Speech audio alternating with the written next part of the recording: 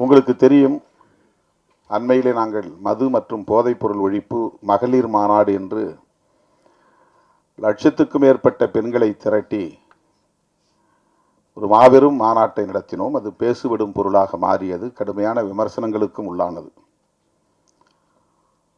அண்ணன் ராஜன் அவர்கள் பேசுகிற போது ஒன்றை சொன்னார். தமிழ்நாட்டிலே மதுவை ஒழிக்க வேண்டும் என்று நாம் சொல்லுகிறோம். ஒருவேளை தமிழ்நாட்டில் மதுவை ஒழிக்கும் நோக்கில் கடைகளை ஆட்சியாளர்கள் மூட முன்வந்தாலும் கூட அண்டை மாநிலங்களுக்கு போய் மதுவை அருந்துவிட்டு வருகிற ஒரு நிலை இருக்கிறது. அல்லது அவர்கள் இங்கே வந்து திருட்டுத்தனமாக மதுவை விற்பனை செய்வதற்கான வாய்ப்பு இருக்கிறது. இதற்கு என்னதான் தீர்வு என்ற கேள்வியை எழுப்பிவிட்டு அவர் சொன்னார், தேசிய அளவில் எங்குமே மது இருக்கக்கூடாது என்ற கருத்தை சொன்னார். திருமாவளவன் இதை நாடாளுமன்றத்திலும் பேச வேண்டும் என்று சொன்னார்.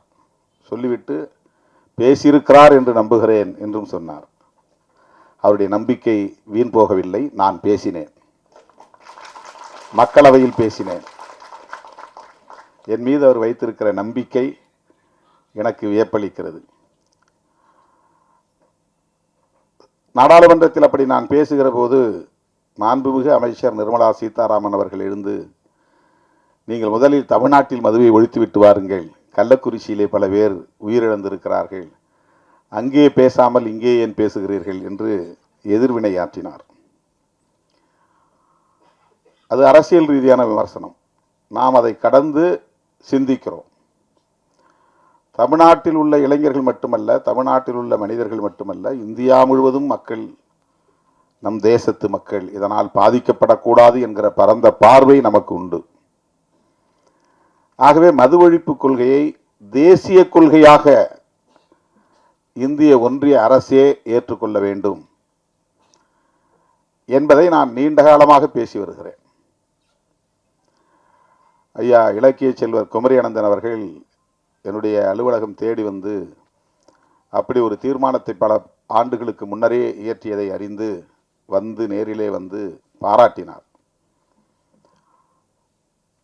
மகாத்மா காந்தியை தேசிய தலைவராக நாம் ஏற்றுக்கொள்கிறோம். அவருடைய திருவுருவப் படங்களை ரூபாய் நோட்டிலும் தவறாமல் அச்சிடுகிறோம். அவருடைய கொள்கைகள் முக்கியமானவற்றுள் மது விலக்கு என்பது முதன்மையானது. அகிம்சை என்பது அவருடைய கொள்கைகளில் ஒன்று என்றால், மது விலக்கு என்பது முதன்மையான கொள்கைகளுள் ஒன்று. மகாத்மாவை தேசத்தந்தை என்று ஏற்றுக்கொண்டிருக்கிற நாம் அவருடைய உயிர் மூச்சான கொள்கைகளுள் ஒன்றான மது விலக்கை பொருட்படுத்துவதே இல்லையே.